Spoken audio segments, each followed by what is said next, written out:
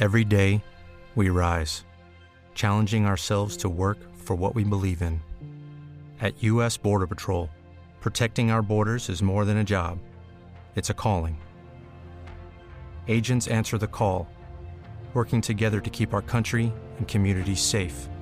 If you're ready for a new mission, join U.S. Border Patrol and go beyond. Learn more at cbp.gov/careers.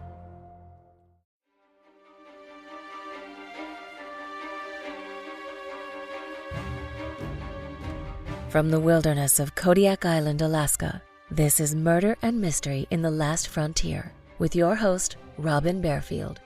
In a land full of peril and vicious animals, humans are the most dangerous predators of all.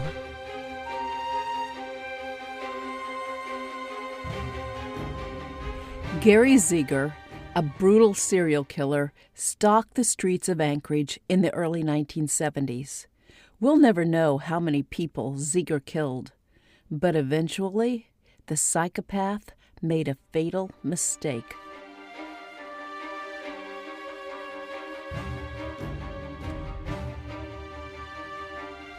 Welcome to Murder and Mystery in the Last Frontier. I'm your host, Robin Barefield, and I'm broadcasting to you from the heart of the Kodiak National Wildlife Refuge on Kodiak Island in Alaska.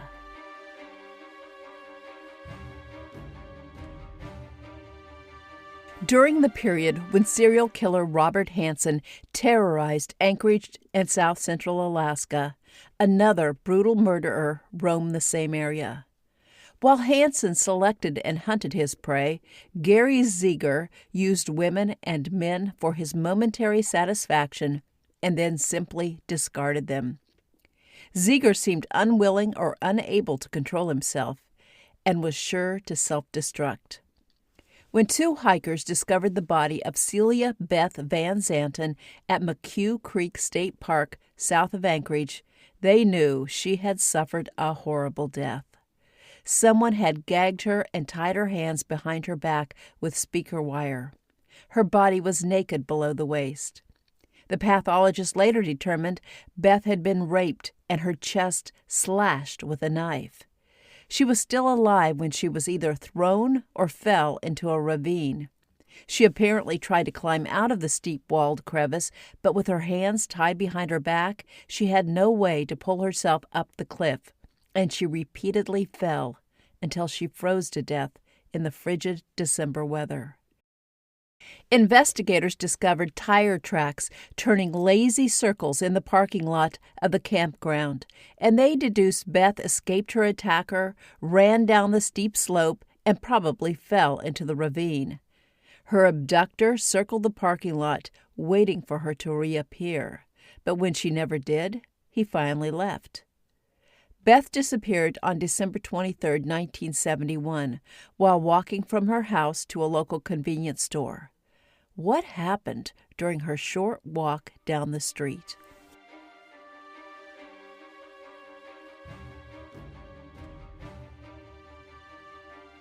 Soon after the hikers discovered Beth Van Zanten's body on Christmas Day, 18-year-old Sandra Patterson, the daughter of an Alaska state trooper, came forward to report her abduction on December 19th. Sandra worked as a prostitute to support her heroin addiction. She was working in the parking lot of the Nevada Club in Anchorage when a man pointed a gun at her and told her he would kill her if she didn't do what he wanted. She described her attacker as a slender man in his mid-20s, wearing horn-rimmed glasses. The man drove Sandra to a motel on the Kenai Peninsula, nearly 100 miles south of Anchorage, and raped her. On the drive back to Anchorage, he threatened to kill her if she reported him to the police. Sandra complied with his demands to remain silent until she heard about Beth Van Zanten's murder. And then she knew she had to come forward and tell the authorities about her abduction. Police asked Sandra to study a book of photos of known sex offenders to see if she could pick out the man who had kidnapped and raped her. She immediately identified her attacker as Robert Hansen. Hansen's photo was in the book because he was awaiting the trial for the attempted kidnapping of a young Anchorage woman. Hansen was initially charged with kidnapping and raping Sandra Patterson, but prosecutors considered Patterson an unreliable witness, and the charges were eventually dropped. Meanwhile, nothing tied Hansen to the murder and abduction of Beth Van Zanten, and to this day, authorities remain unsure whether Beth was murdered by Hansen, by someone she knew, or by another brutal killer named Gary Zieger.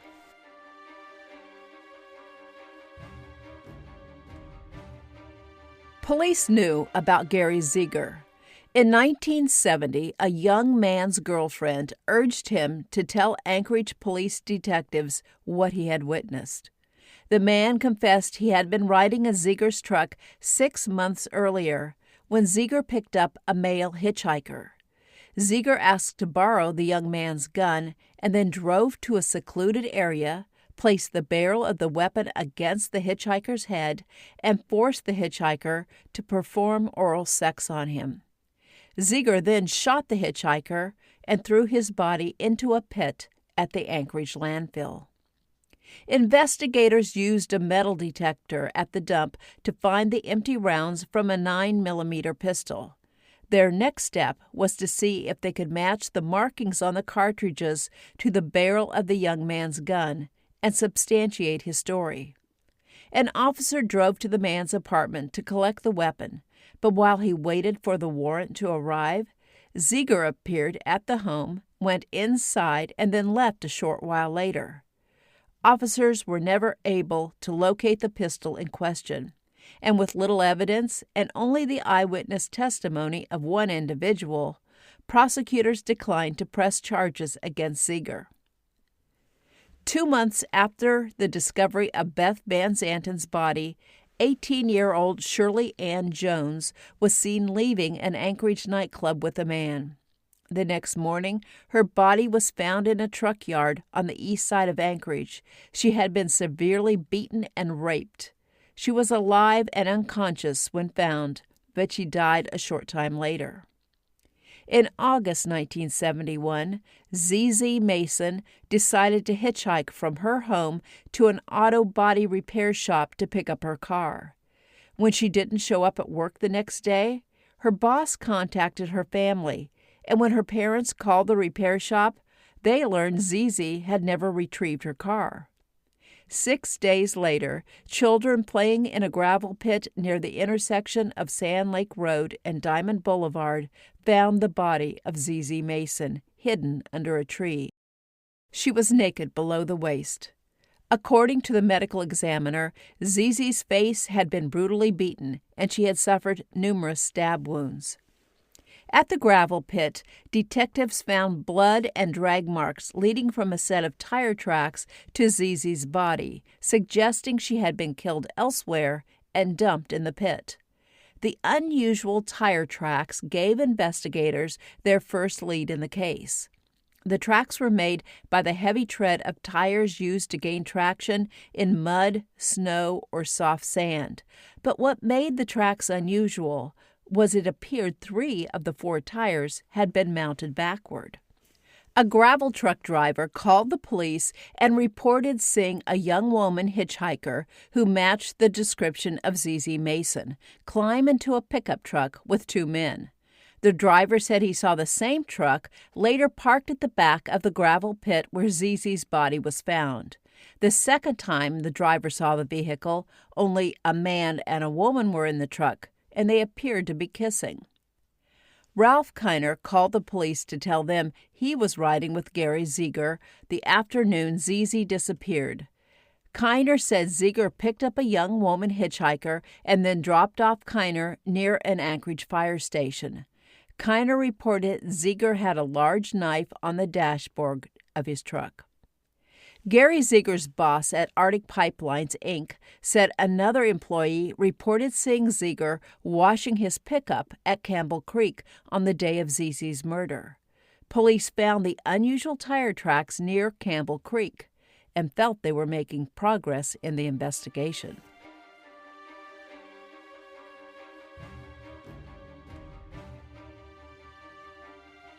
Let me take a short break.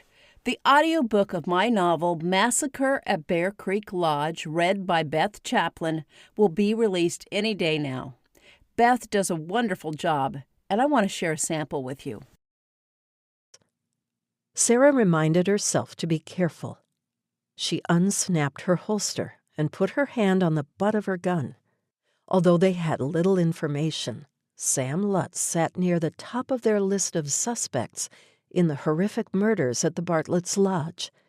She approached the cabin from the side, eased along the front of the small building, and crouched under the one small window. She knocked on the door and stood to the side, hand firmly on the revolver still in its holster. She waited as seconds and then a minute passed. She knocked again, harder this time. Perhaps Sam was out in his boat or off on a hike.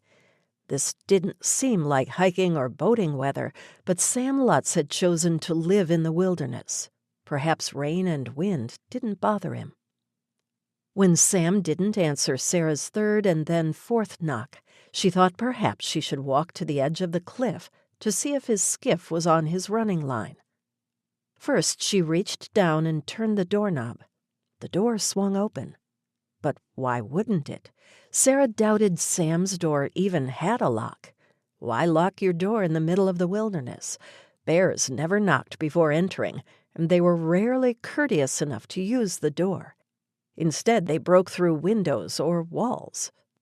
Sarah warily stepped into the small cabin.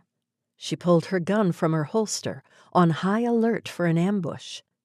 She took in the small kitchen with one glance, but she saw nowhere for someone to hide in the tiny alcove. She looked up as she entered the main room. The darkened loft concerned her.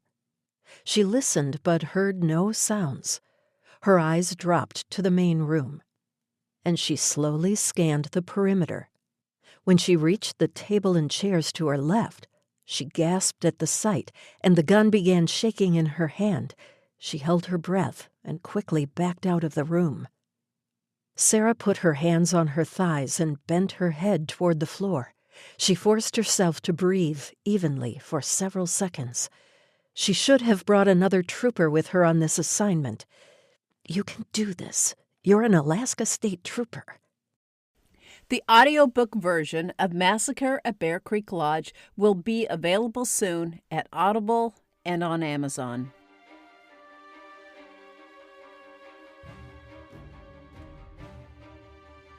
Since the sand pit where the children found Zizi's body was outside the Anchorage city limits, both the Anchorage State Troopers and the Anchorage Police Department investigated the murder. Troopers obtained a search warrant for Zieger's truck and noted 3 of the wheels were indeed mounted backward on the pickup.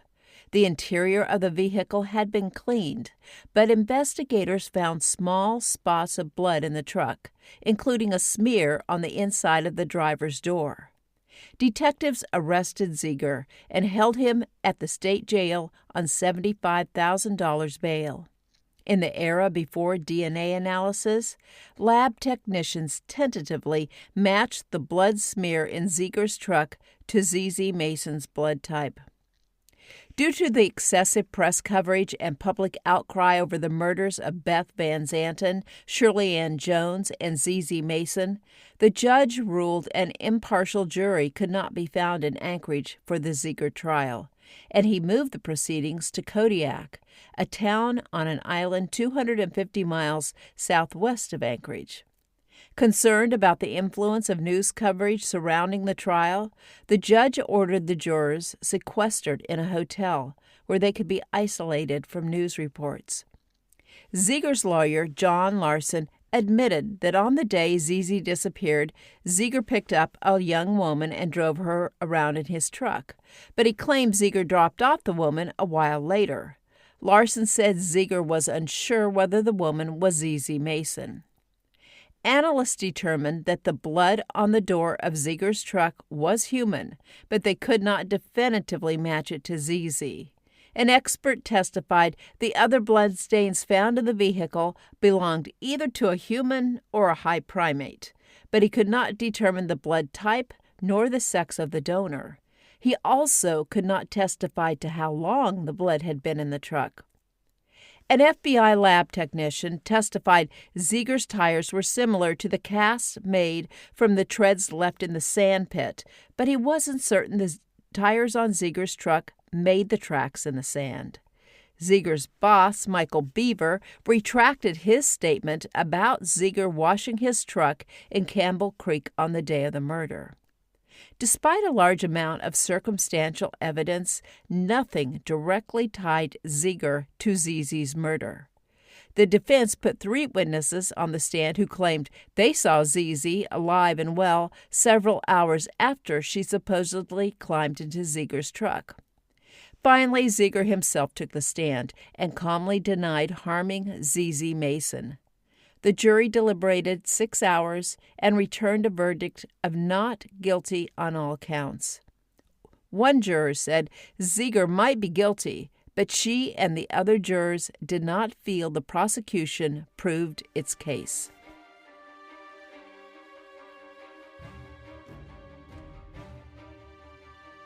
After the jury acquitted Zieger, he returned to his job at Arctic Pipelines, but he failed to stay out of trouble, and the Alaska State Troopers and Anchorage police kept a close eye on him, knowing he would kill again. Zieger aspired to join the brothers' motorcycle gang. In Anchorage, the brothers had recently merged with the Hells Angels in Alaska.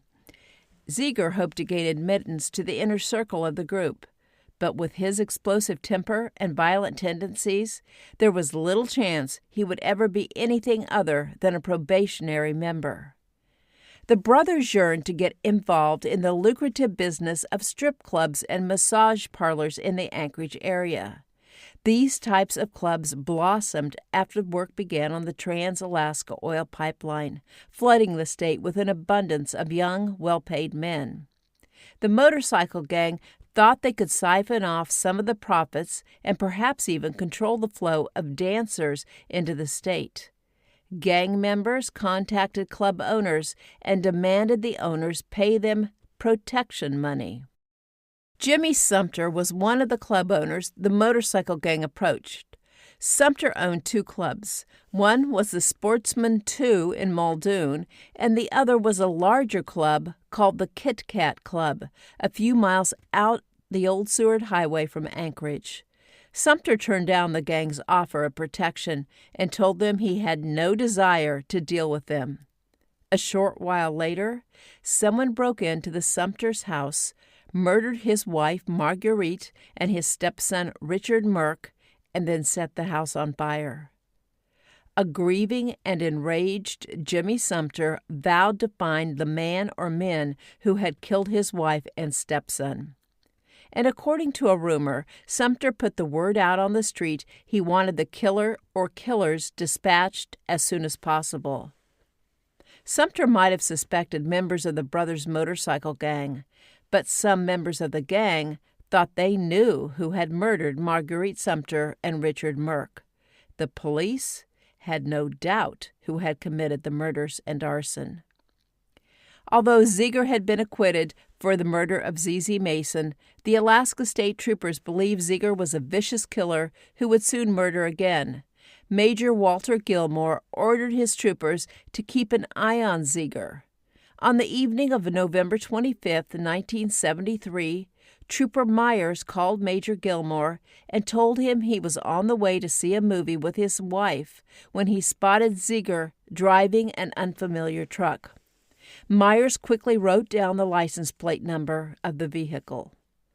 A few hours later, not far from where Myers had seen Zieger, someone murdered Marguerite Sumter and her son and set the Sumter house on fire. While interviewing neighbors, police questioned a woman who lived across the street from the Sumters. She told detectives she'd been up late on the night of the murders and saw a strange truck parked along the road in front of the Sumters' house. The truck made her nervous, so she wrote down the license number. The number she recorded matched the plate of the pickup Myers had seen Zieger driving a few hours earlier. Police knew Gary Zieger shot Marguerite Sumter and her son, but they were not sure why.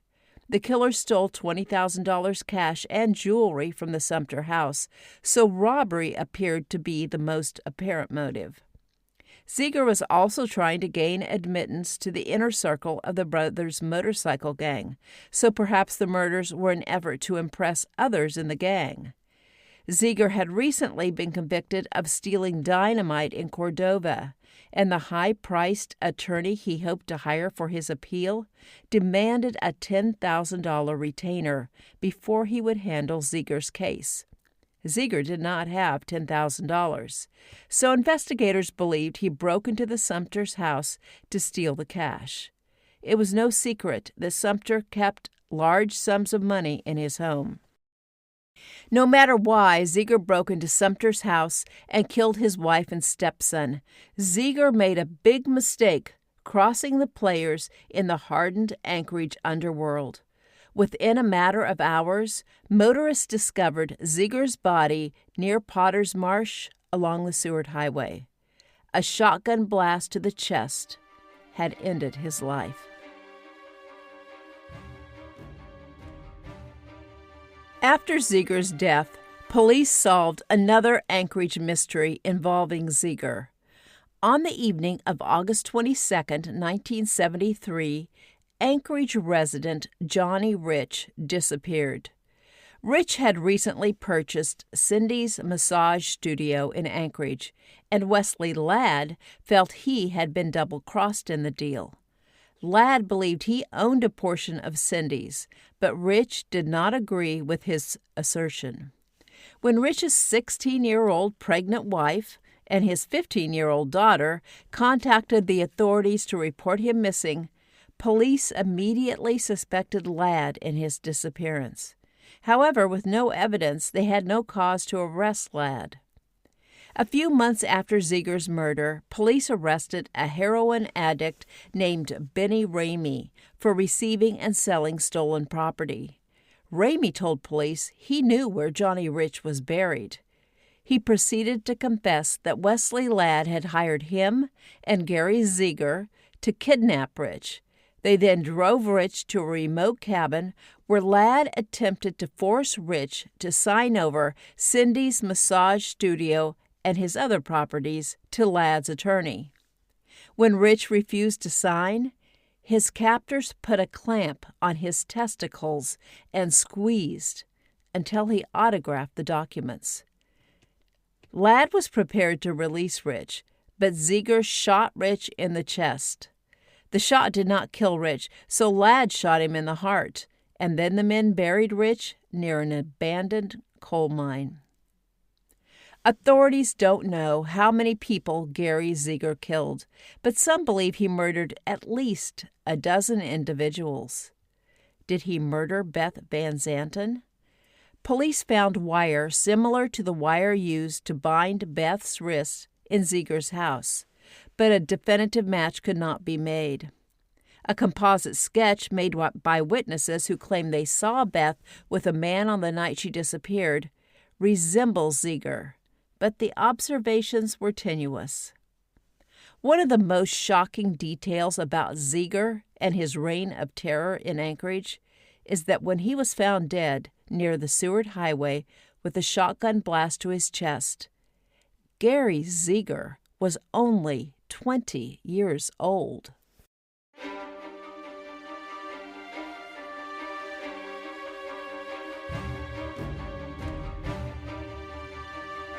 Thank you for listening, and I hope you enjoyed this episode.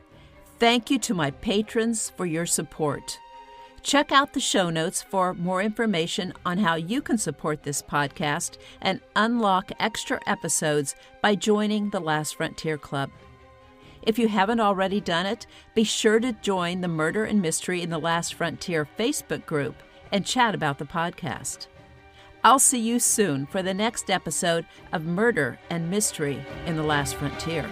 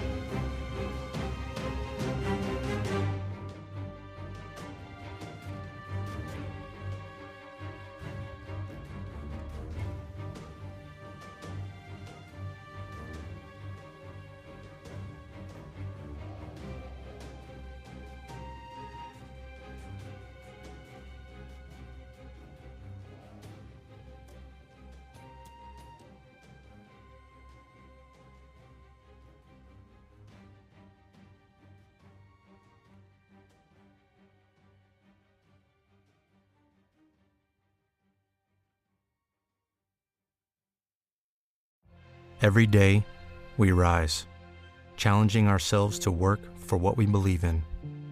At U.S. Border Patrol, protecting our borders is more than a job. It's a calling. Agents answer the call, working together to keep our country and communities safe. If you're ready for a new mission, join U.S. Border Patrol and go beyond. Learn more at cbp.gov/careers.